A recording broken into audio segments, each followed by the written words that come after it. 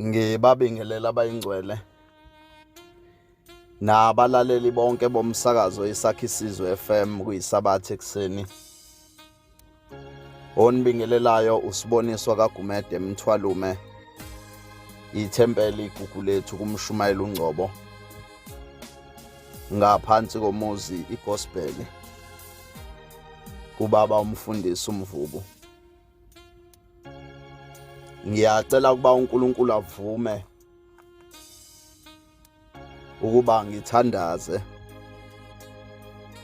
sizongena kulomsebenzi wakhe oyingcwele. uNkulunkulu omkhulu noyingcwele wasekuphakameni, siyabonga nokukubonga ukusivusa Nkosi ekseni kwanamuhla ebuthongweni bokufa. Siyacela ke Nkosi uma singena kule mini yakhe enkulu ungene nathi. Siyacela uphendule nezinhliziyo zethu Nkosi zibheke ezwini lakho. NgoShembe uthumekile manje kuze kube phakade. Amen. Bantwana bahle nabayingcwele basekuphakameni, zingane ezinhle zonyazi, sisendabeni enkulu eyafika lapha emhlabeni yeqhawe leli lasezulwini. Uma siseyinsukwini lakho nasikhumbula leli qhawe lasezulwini, siyezwa ngabadala ukuthi ngolunye usuku mayeluleka eManazaretheni uthi, bantu bami, noma ngabe nihleli nodwa lapho la nihlezi khona, ithi anohlala nihlale nikhulume indaba kaShembe. Uthi noma ngabe kufika indaba yokuhlabelela lapho la ukhona, ithi bohlabelela. Ithi noma ngabe kufika indaba yokuthi sina gida lapho la ukhona, ithi bogida. Uthi ngoba konke lokhu kuyenza ukuba amadimoni adede eduze kwenu uma ngabe nihlala nikhuluma ngendaba kaShembe. Makufika nendaba yokuthi uhlabelele noma ngabe uwedwa lapho la ukhona, ithe bese uhlabelela.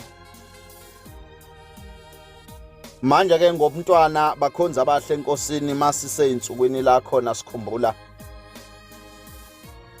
ubhombela, iyona ndaba lena engicabanga ukuthi ngobumntwana singathi noma ngabe sisodwa makufika ukuthi sikhulume, ngoba indaba enkulu ebekhona emhlabeni ubukhulu bayo bangakaleka ngalutho, bungeke bakaleka ngalutho. Le ndaba ithema izofika lapha kulelizwe, bakhona abantu abangabaprofeti, noma ngizothi noma abathandazi noma abaprofetini, kodwa abazwakala bebikezela ngale ndaba eyayizofika lapha emhlabeni, indaba yaleli qhawe lasezulwini. Siyezwa makukhulunywa ngendaba kababa uNkabinde, kuthiwa wazwakala naye ehamba ememeza endaweni ngokwehlukahlukana ekhuluma ngendaba yalomuntu wasezulwini ozofika. Wayesekhuluma nganaleli ivangeli azofika nalo phakathi kwabantu ukuthi lizabe linjani. Siyezwa futhi ukuthi nangaseyinsukwini la esezohamba khona, uma ngabe sendleleni eya kwaMabuya Khulu eyoshadisa lapho indodakazi yakhona ekuthiwa yayibizwa ngogwalagwala eMdletsheni. Kuthiwa wathi mayehle station sesitimela ekade esuka emzini wakwaGibisila, kuthiwa kwazwakala nakhona indoda yakwaMiyeza isimemeza khona lapha ebantwini, ithi uShembe uzawuhamba emhlabeni. Kuthiwa wathi mayememeza ke uMiyeza kanjalo, kuthiwa yayisimthulisa indlamhlathi, yayisithi lokhu ukukhuluma okukhulumayo ukuthathaphi. Wayesethi uMiyeza lokhu ukukhuluma engikuthathayo ngikutshenwa umoya kaNkulunkulu. uthi ubabamkhulu lo moya kaNkulunkulu uzwe kanjani? Uthi umyeza lo moya kaNkulunkulu ukhulumile kimi. Wawusungitshena ngale ndaba engikhuluma ngayo. Uthiwa ke wayesethi ubabamkhulu kumyeza, mntanami umoya kaNkulunkulu mangabe ubona okuthile, ithi uyayubone kodwa bese uyathula uthi kawukhulumi. Uthi umoya kaSathane kodwa mawubona okuthile, uthi ubona bese uyakhuluma wona. Uthi ke ngiyaphika kusi umoya kaNkulunkulu lo okhuluma ngawo. Manje ke le ndaba mayabikezela ukufika kwayo, yabikezelwa nokuhamba kwayo, kwakuyindaba enjani le? Indaba enjani le ethi mayizofika phakathi kwabantu kubikezelwe ngayo, kukhulunywe ngayo, kube khona abantu abangabathandazi nababonayo nje izinto abazokhuluma bathi uNkulunkulu uthe. Base bekhuluma ke ngale ndlela, bebikezela ngokufika kwayo, bebikezela nokuhamba kwayo. Kuthiwa ngolunye usuku mayindla mhlathi ikhuluma namaNazaretha ayesekhona ilandela, ithi maNazaretheni bantu bami, obunjani ubukhosi obuhle na? Ngiyasibuza ukuthi obunjani ubukhosi obuhle. Kuthiwa ke base bephendula laba bantu bathi hayi ubukhosi babelungu, babala zonke inhlobo zobukhosi ababecabanga ukuthi ubona ubukhosi obuhle. Kodwa kuthiwa uthi ubabamkhulu mayiphendula kubo, cha abantu abama ubukhosi obuhle obezimbila. Uthi ngoba izimbila yona inkosi yazo mangabe ziphuma lapha ezihlala khona, iyayihlala embonisweni la izokwazi ukuthi uma qhamuke into eyingozi, uthi ke bese itshena lezi ezinye izimbili ukuthi kaziphephe, kazibaleke nansi ingozi iqhamuka. Abaze ke baqonda abantu lokukhuluma kwendlamhlathi ukuthi yayibheke phi inkulumo yayo. Uma izovela ibuze ngobukhosi nje ukuthi ubukhosi obunjani obuhle. Kodwa kuthiwa wayesethi ubabamkhulu, bantu bami, nami uma ngihamba ngiyafisa ukuba uNkulunkulu enze ukuba ngibe khona phakathi kwenu, ngingahambi ukuthi nginganiboni lapho la ngikhona. Uthi ngiyafisa ukuthi nami uNkulunkulu angibeke embonisweni la ngizothi uma ngihlezi khona ngibe nako ukunibona, ngibe nako ukunigada, ngibe nako ukunivikela. Ubukhosi obunjani obuhle bantu bami? Ebuza emaNazaretheni. Uthi ubabamkhulu kodwa ubukhosi beyimbila. Uthi ngoba inkosi yazo uma ziphuma lapho la ihlala khona, iyayihlale lapho kuyizokwazi ukubona khona mangabe eqhamuka ingozi, ukuze izokwazi ukuthi ixwayise lezi ezinye ngengozi eqhamukayo. Ngalesi sikhathi ekhuluma ngale ndaba ubabamkhulu, abantu abaze baqonda lokhu ukuthi kusho ukuthini. Abazange futhi babe nokuqonda ukuthi ngabe sebikezela ngokuhamba kwakhe yini. Uthi kodwa abantu bami, nami ngiyafisa ukuba uNkulunkulu mayingibiza ukuba angibeke embonisweni, ngihlale lapho la ngizokwazi ukuthi nginibone khona. Ileyo ndaba ke sikhumbulayo nakulezi insuku. Uma ngabe sikhumbula yona, sifisa ukuthi lo msebenzi ongake yawusebenza indlamhlathi lapho la ikhona ubone. Uma kwenze kuphume endleleni ulungise yona, ngoba iseduze kakhulu noNkulunkulu. Uma egcina emzini wasePhakameni uMasizwa, kuthiwa wangena waphatha inkonzo kwaginye ezinye. Kuthiwa uma ephethe inkonzo phakathi nayo, indaba nje le abantu abadala bavamile ukuthi bakhulume ngayo. Kuthiwa nakhona futhi wayesekuveza enkulumweni yakhe, noma abantu bengakuqondanga lokhu ukuthi useyavalelisa, useyahamba. Bathi ke wazwakala ukuthi namhlanje abantu abami zonke izinto ebengade nginikhuza kuzo, uthi namhlanje sengiyanivumela ziyekeni zenzeni zonke lezi zinto uthi khona uma ngabe senizenzile engeke kube khona ozisolayo kini ukuthi ukwenze kancane. Uthi wayeseyabala wayesethi namhlanje uyabo umakoti. Wayesebala ke zonke izinto lezi abantu abadala bavamisa ukuthi bakhulume ngazo. Wathi owebayo namhlanje ngithakebe kakhulu. Wayesebala nokunye. Okunye ke kwakulungile mangabe kushiwo uye. Ngokwesigaba ke mhlambe ke anginakusho ngikubeke ngendlela ayikubeka ngayo. Kodwa wayebala zonke izinto ezingalungile ezikhuza ukuthi abantu abahamba lolu hambo lasekuphakameni akufanele bazenze. Kodwa wayesethi bantu bami uma ngabe nizithanda lezi zinto nifuna ukuzenza niqhubeke nazo. Wayesethi kulungile ningaqhubeka nazo ukuze manimoshwa ningeke nisho ukuthi nani kwenze kancane lokho. Wayesezibala ke zonke izinto.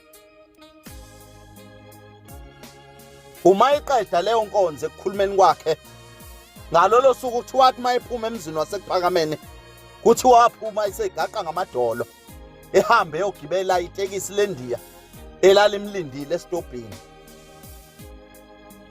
Kwaba isikhathi ke leso agcina ngaso emzini wasekuphakameni.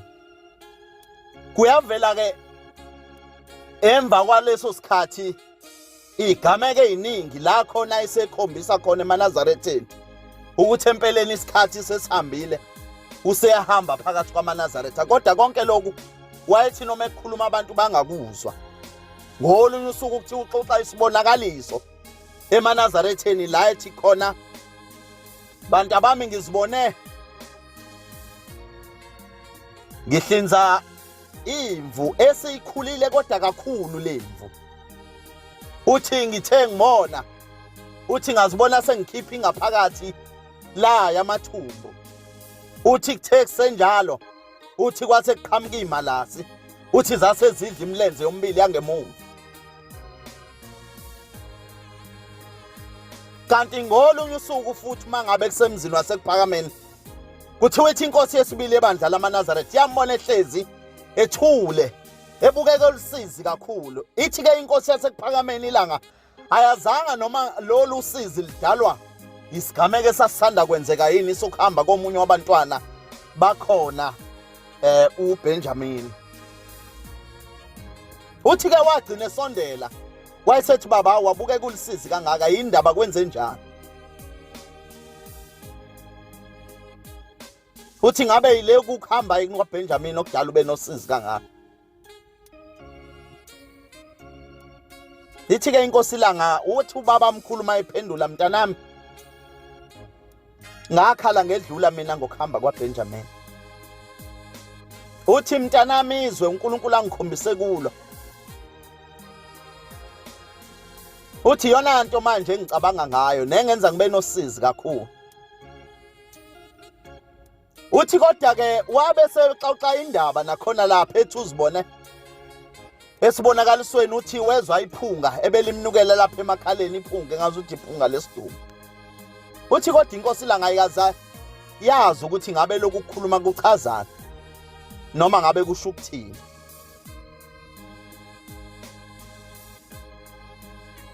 Uma efika enelisiwe nakhona futhi ebikezela ngakho ukuhamba kwakhe phakathi kwabantu nakhona futhi abantu abangazange bakuqonde.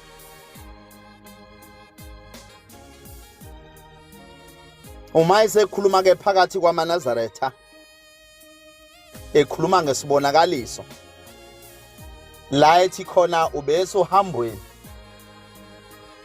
uthi bebheka indlela azohamba ngayo. Uthi ke kodwa kulolu hamba lihambile bheka indlela azohamba ngayo uthi ufica abantu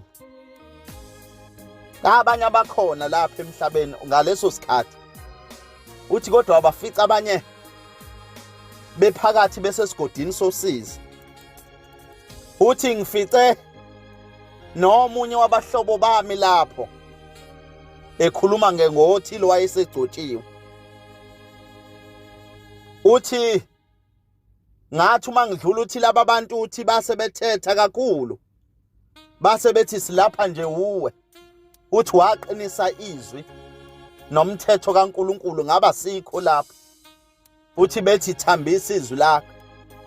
Uthi ke lo omunye wabe secosha itshe khona lapho uthi wayesengishaya lapha enhla kwehlo. Uthi-ke ubabamkhulu lo omunye wabahlobo bakhe okwakuwumuntu wayesegcotshiwe uthi wambone ngambethe khona lapho kuleso sibonakaliso. Uthi-ke ngibe sengibuyele endlini, uthi ngathatha impahla yami ethile yokugqoka, uthi ngase ngithi abahambe bamgqokise. Ithi-ke mayixoxa ngale ndaba eManazaretheni, ake bahambe baye endlini bayobheka ukuthi ngabe ikhona yini le mpahla yakhe yokugqoka ayibone eyigqokisa lo mhlobo wakhe khona lapha esibonakalisweni. Okwathi-ke mabehamba beyendlini beyobheka abaze bayithola leyo mpahla. Wayesebona ukuthi ngempela futhi yiyo la isebenzisile ukugqokisa lo amfice ngale engagqokile esigodini sosisi. Ileyo ndaba enjalo bakhonza abahle enkosini, nalezo indaba enjalo esizikhumbulayo ngaleli qhawe lasezulwini. Imfundiso yalo nokuhamba kwalo phakathi kwamaNazaretha, ukuthi ukuhamba kwalo akuzange kube yinto yebo kwethusa, kodwa okuningi kwabikezelwa ngako, yakhuluma nayo ngako, kwavela nezibonakaliso okuwukuthi-ke kuleli mangabe khuluma nomyeza, mangabe thi lokho okukhulumayo ukuthathephi, uthi umyeza umoya kaNkulunkulu iwona omtshene ngalokho. Uthi yena umoya kaNkulunkulu uyabuka kodwa uthule awukhulumi. Lokho engicabanga ukuthi yiko lokho kwadala ukuthi naye kulezi zibonakaliso nalezi zinto ezingaka ezayivela kuye zibikezela ngokuhamba kwakhe, okuningi kwake angakukhulumi njengoba kunjalo ebantwini. Okunye kwacaca ngoba nake sehambile ukuthi yebo ngempela bese kuyizi izikhathi lezi la bese khuluma khona evalelisa. Ngalezi-ke insuku uManazaretha sengigcina zokukhumbula leli qhawe lasezulwini. Ithi inkosi yesibili ebandla lamaNazaretha mayikhuluma ngendaba yesikhathini-ke sakhe ubabamkhulu, la ethi khona kwakuye kube nenkonzo phezu kwentaba yokuthula. Uthi le nkonzo yayikimenyezwe ebese benyuka abantu bayohlala njengoba kusuke kulindwele inkonzo lena yeziguli. Uthi-ke nangalolo suku kwanyukwa abantu. Uthi-ke kwakuyisikhathi lesi abasuke bezomukela ngaso lo moya oyingcwele osuke uyolindelwa entabeni yomhlangano. Uthi-ke abanye abantu kuyenzeka lo moya bawuzwe ukuthi usukhona phakathi kwabo. Ithi abanye bawubone ngezinto ezithile zenzeka ukuthi lo moya usukhona phakathi kwabo. Kuthiwa-ke ngalolo suku kwabonakala ibhola elihle lehle emkhathini lilengela kuba abantu.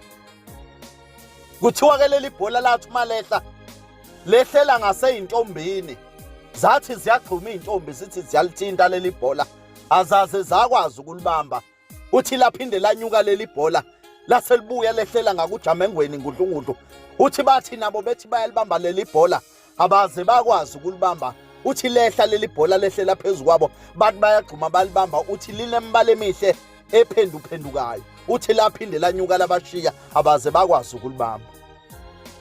Uthi-ke laselisuka futhi leli bhola, uthi laseliya ngasenhlalisuthini. Uthi lathi uma ngabe lifika enhlalisuthini nakhona futhi lehla lithi lehlela phezu kwabo base begxuma bonke kanye kanye, bethi babamba leli bhola elihle elikhazimulayo lehlela phezu kwabo. Kuthiwa-ke lathi uma lithi lehla lehlela phezu kwabo bethi bayalibamba ngale ndlela. Uthi-ke wayesekhuza ubabamkhulu, wayesethi bantu bami yekeni lento eniyenzayo ngoba nizogcina nilimazana. Uthi ibandla-ke lalingakandi kangaka ngaleso sikhathi. Ngalesi sikhathi-ke inkosi ikhuluma le ndaba. Ithi-ke wayesethi ubabamkhulu, bantu bami lento ebeyifuna ukwehlela phezu kweni bekuwumoya oyingcwele, bekuwumoya kaNkulunkulu. Ithi yona lento ethi mayike ehlangena phakathi kwabantu uthi besibathenga lento, ithi besebenza intando kaNkulunkulu ngaso sonke isikhathi. Uthi lento yayenza umuntu ashintshe, uthi angabe sazicabanga yena ngaso sonke isikhathi uthi kodwa bese ecabanga izwi likaNkulunkulu. Uthi yona lento eyayimelusa umuntu, uthi noma ngabe ucabanga ukwenza isono, singabe sisafa bemnandi isono kuye, esebuswa yilo moya esungene kuye. Uthi ke yayithithi indlamhlathi abantu abaminaliwe sululu. Ithi kodwa inkosi la ngoma isixoxa ngale ndaba, ithi ukuba ngikhulume ngale ndaba, uthi angiqondile kunilahlisa ithemba kulolu hambe nikulo. Ngithi ke eNazaretha ngalezi insuku la sikhumbula khona indlamhlathi, asicele kuyo ukuthi loyo moya owawuzokehlela eNazaretheni ngaleso sikhathi, nakithi ngale insuku esikuzo, asucele lo moya kaShembe ukuba wehle ungene kithi ebese usithenga khona uzoselusa usenze sihlale endleleni kaNkulunkulu ngaso sonke isikhathi. Amen. Ngithandaza uNkulunkulu omngcwele nomuhle wasekuphakameni, siyabonga Nkosi izwi lakho. Siyacela ke Nkosi ukuba usibone, usithenge, usibeke entendeni esandla sakho manje kuze kube phakade. Amen.